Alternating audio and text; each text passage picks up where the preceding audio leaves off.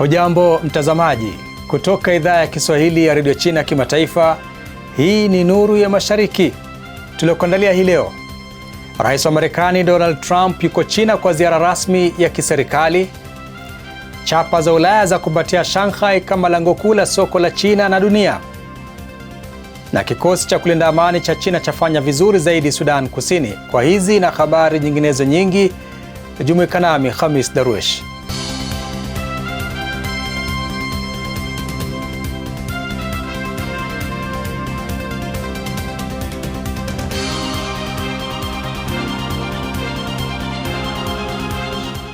Kwa mwaliko wa Rais Xi Jinping wa China, Rais Donald Trump wa Marekani yuko kwenye ziara ya kiserikali nchini China kuanzia tarehe 13 hadi 15 Mei.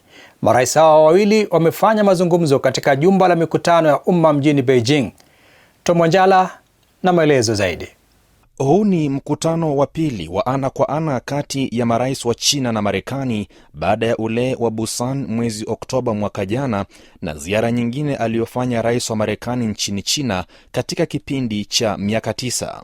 Rais Xi Jinping na Rais Trump wanabadilishana maoni kwa kina kuhusu masuala makubwa yanayohusu uhusiano kati ya China na Marekani pamoja na amani na maendeleo ya dunia.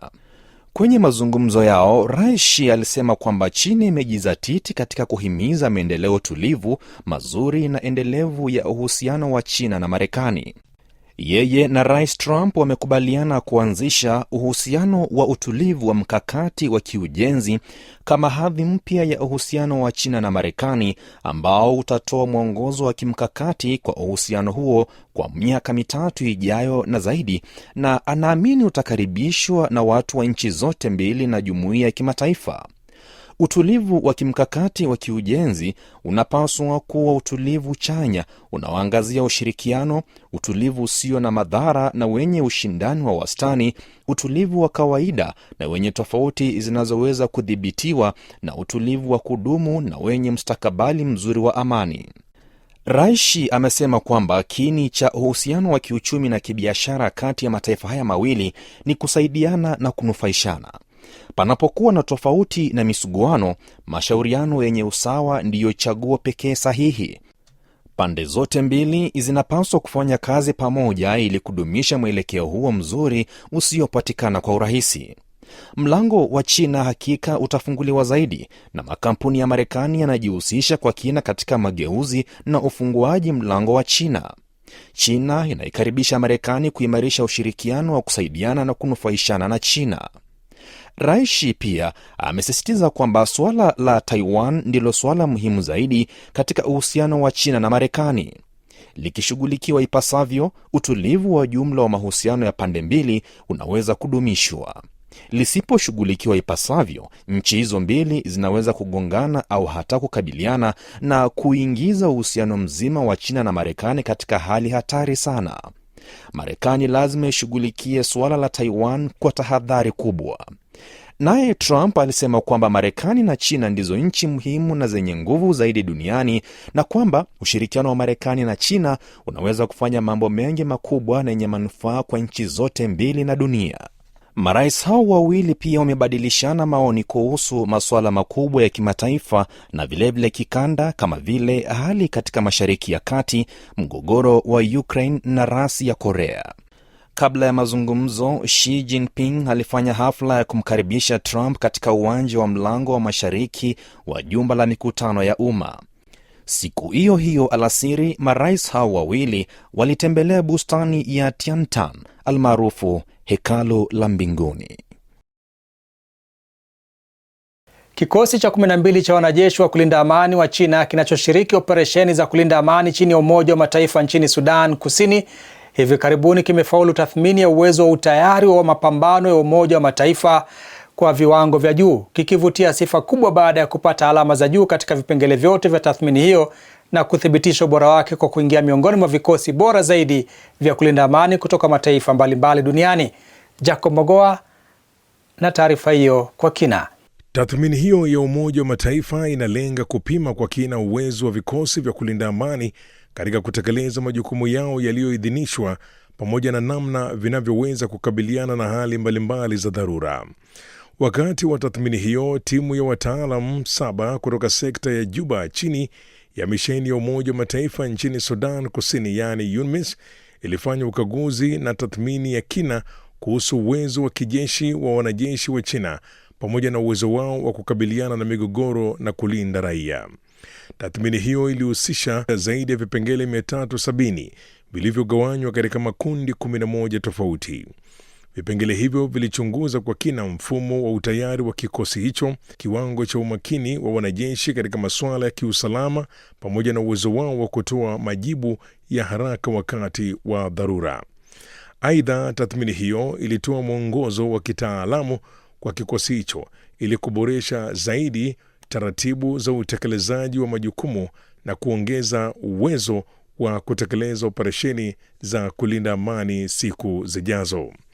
Akizungumza baada ya matokeo hayo, mwanajeshi wa China Wen Haiyuan alisema mafanikio hayo ni ushahidi wa maandalizi imara na mafunzo ya hali ya juu ambayo kikosi hicho kimekuwa kikiyafanya. Tumefaulu tathmini ya Umoja wa Mataifa kuhusu utayari wa mapambano kwa kupata alama za juu sana wakati huu, jambo ambalo halijaonyesha tu kiwango chetu cha utayari wa kikosi, bali pia limeonyesha mafanikio makubwa ya mafunzo yetu yanayolenga mazingira halisi ya operesheni. Tutatumia mafanikio haya kama fursa ya kutathmini kwa usahihi hali tata na inayobadilika mara kwa mara ya usalama, kuendelea kuimarisha uwezo wetu wa kutekeleza majukumu ya kulinda amani na kuchangia zaidi nguvu ya China katika kudumisha amani na utulivu katika eneo la operesheni. Mbali na Sudan Kusini, China imeendelea kuwa mmoja wa wachangiaji wakubwa wa vikosi vya kulinda amani barani Afrika, ikiwa imeshiriki katika operesheni mbalimbali za Umoja wa Mataifa katika nchi kama vile Mali, Jamhuri ya Kidemokrasia ya Kongo na Sudan, ambapo imechangia katika ulinzi wa raia, utoaji wa misaada ya kibinadamu, ujenzi wa miundombinu pamoja na juhudi za kurejesha amani na utulivu katika maeneo yenye migogoro. Mji wa Shanghai nchini China unaendelea kuvutia kampuni kubwa kutoka Ulaya ambazo sasa zinauchagua kama sehemu muhimu ya kuzindua bidhaa na teknolojia mpya. Kampuni hizo zinasema Shanghai imekuwa kitovu cha biashara, ubunifu na soko lenye watumiaji wanaoelewa zaidi ubora wa bidhaa za kimataifa. Simi Wanjala anakamilisha taarifa hiyo. Makampuni mbalimbali kutoka Ulaya yanaendelea kuwekeza zaidi katika jiji la Shanghai, huku yakitumia kama lango la kuingia katika soko kubwa la China pamoja na masoko mengine ya dunia.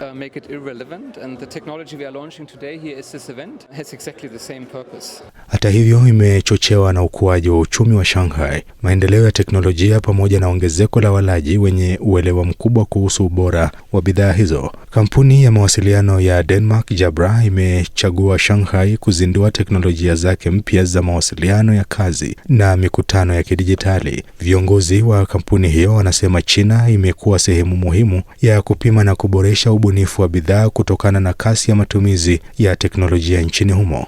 Kwa upande wake, kampuni ya Ufaransa ya bidhaa za afya na lishe kwa watoto Les Toys imesema walaji wa China sasa wanafahamu zaidi ubora wa bidhaa wanazonunua. Makampuni hayo yanaamini kuwa Shanghai imeendelea kuwa kitovu muhimu cha biashara, utamaduni na ubunifu duniani, hali inayowavutia wawekezaji wengi wa kimataifa. Serikali ya Shanghai pia imeendelea kuhamasisha uzinduzi wa bidhaa mpya kupitia kampeni maalum zinazolenga kuvutia chapa kubwa za kimataifa kuwekeza na kufanya maonyesho yao katika jiji hili. Chinese mummies are more and more educated and they know the formula. It's better and better every year. So clearly it's a challenge for my company to increase the quality of my product. Shanghai is a port, it's a platform, it's a hub for business, for culture, for architectures, and you are among the best places in the world to do business and to bring innovation. Kutokana na kuboreshwa kwa bidhaa na huduma za utalii, idadi inayoongezeka ya wageni wa kimataifa sasa wanachagua ziara za kina katika miji midogo ili kuchunguza na kujitumbukiza katika utamaduni wa China. Mwelekeo huu ulionekana wazi kupitia takwimu kutoka majukwaa ya mtandaoni ya usafiri wakati wa likizo ya Mei Mosi mwaka 2026 iliyodumu kuanzia Mei Mosi hadi 5. Hii hapa ripoti niliyoiandaa.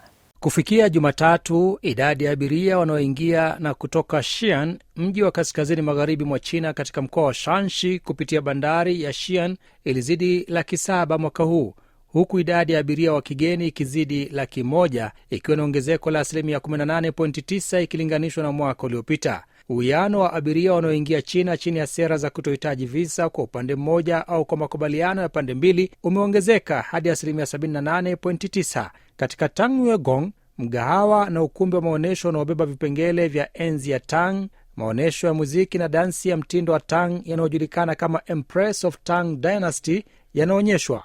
Mchanganyiko wa muziki wa kale na dansi, ala za jadi na karamu za kifalme huunda uzoefu wa kipekee kwa watalii wa kigeni kuhusu utamaduni wa enzi ya Tang. I enjoy the history of China. I am very interested in the country to learn more about your beautiful land, actually. Yeah, your history. I've never personally been to China before, never been to Asia, and I was just really excited to try something different, to experience a different culture. Absolutely fabulous. As soon as I walked in, it was just incredible. I gasped. I was videoing and recording everything. The dresses, the outfits were so beautiful. The food, so many different dishes that I've never tried before. Mji wa Zhouzhuang katika mkoa wa Jiangsu mashariki mwa China hivi karibuni ulipokea kundi kubwa la watalii wa kimataifa lenye zaidi ya watu 1,800 kutoka Urusi, Uturuki na mataifa kadhaa ya Asia ya Kati. Watalii walitembea katika maeneo maarufu ya kale huku wakifurahia mandhari na urithi wa kitamaduni wa mji huo wenye madaraja na mifereji ya maji. Tunawapatia watalii wa kimataifa uzoefu kamili unaojumuisha usanifu wa kale, urithi wa utamaduni usiogusika, mila na desturi pamoja na utamaduni wa eneo hilo. Pia tunajenga huduma bora kuanzia matangazo ya kimataifa hadi ziara na uzoefu wa kujitumbukiza katika Zhouzhuang. Mapango ya Kizil ya Buddha 1000 ni moja ya hazina muhimu za kihistoria nchini China, yakijulikana kwa michoro yake ya kale ya ukutani na historia yake ndefu inayotoka karne ya 3 hadi ya 9. Zakia Pong anatufahamisha zaidi kwenye sehemu yetu ya Ifahamu China kuhusu mapango haya.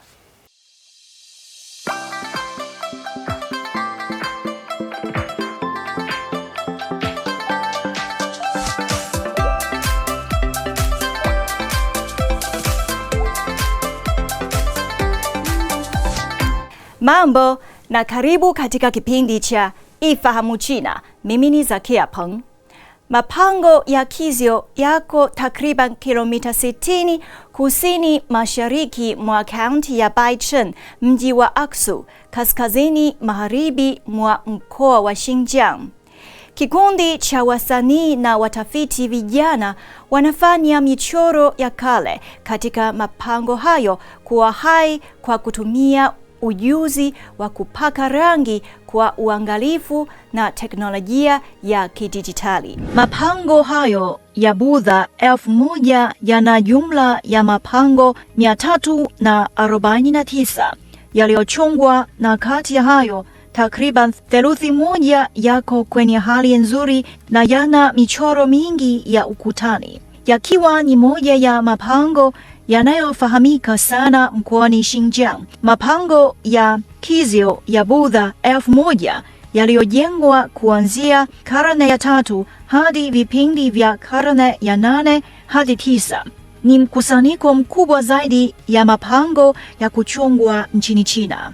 Li Yanxi, mfanyakazi wa kituo cha maonyesho na urithi chini ya taasisi ya utafiti ya mapango ya Kizil, alisema teknolojia za kisasa, ikiwa ni pamoja na teknolojia za kidijitali, zinaweza kumruhusu mtu kufurahia hazina za kitamaduni iliyoko milimani. Kwa mujibu wa Li, sanaa ya mahekalu yenyewe ni urithi usiohamashika wa kitamaduni, ni hazina iliyofichwa ndani ya milima, lakini inawezaje kuletwa nje? Zamani watu walilazimika kwenda milimani kuiona, lakini sasa wameileta nje.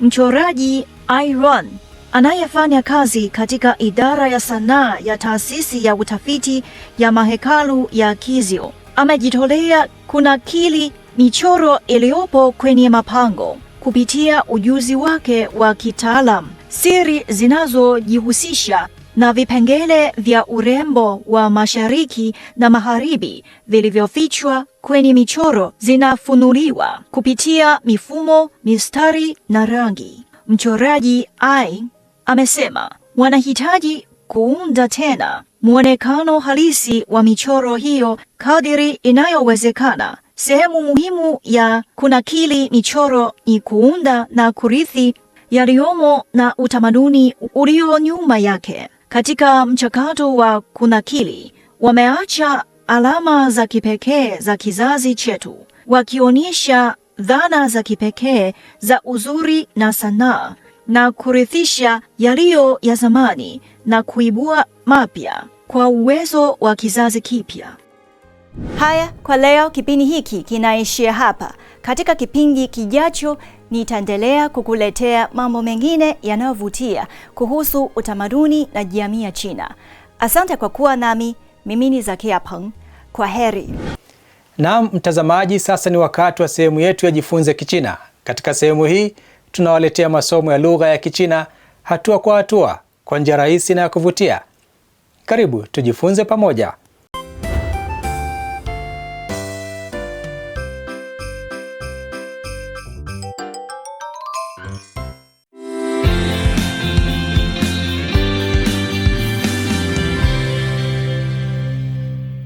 第8课，我去商店。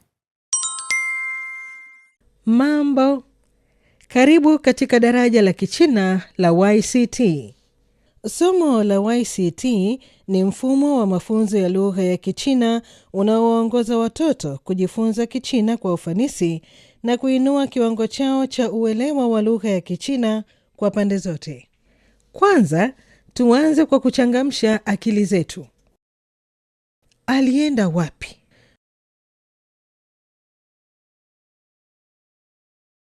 Msichana mdogo ameondoka.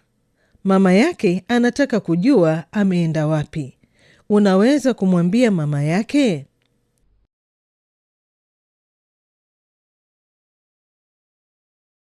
他去哪儿？ 他去商店。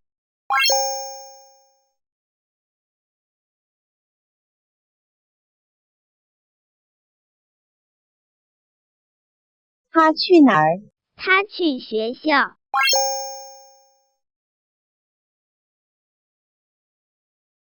他去哪儿？ 他去医院。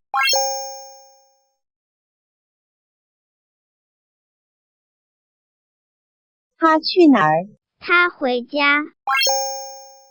Huijia maana yake ni kurudi nyumbani.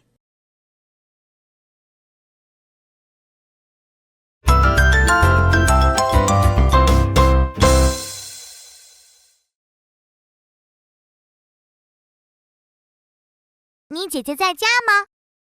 不在，她在学校。 谢谢，再见。 再见。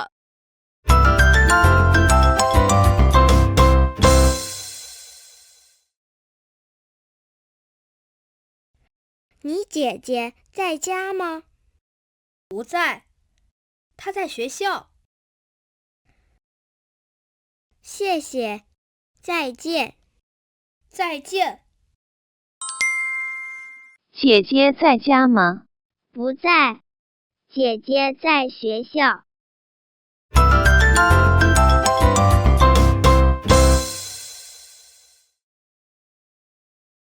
你姐姐在家吗？ 不在，她在学校。 谢谢，再见。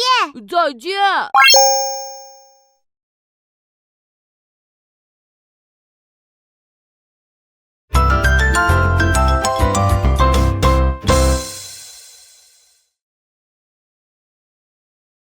我去商店，你们去吗？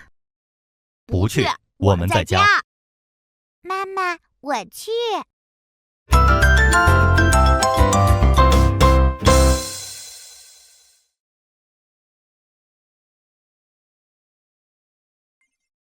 你我去商店，你们去吗？不去，我们在家。妈妈，我去。他去哪儿？他去商店。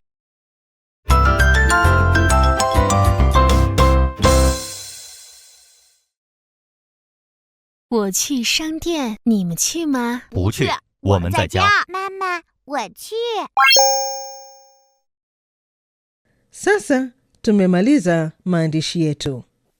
Hebu tutazame video hii kuhusu hadithi, kisha tujibu maswali. 你们去哪儿？ 加油，加油！ 医院到了，谢谢你们。你们去哪儿？ 我去学校。 我去商店。我回家。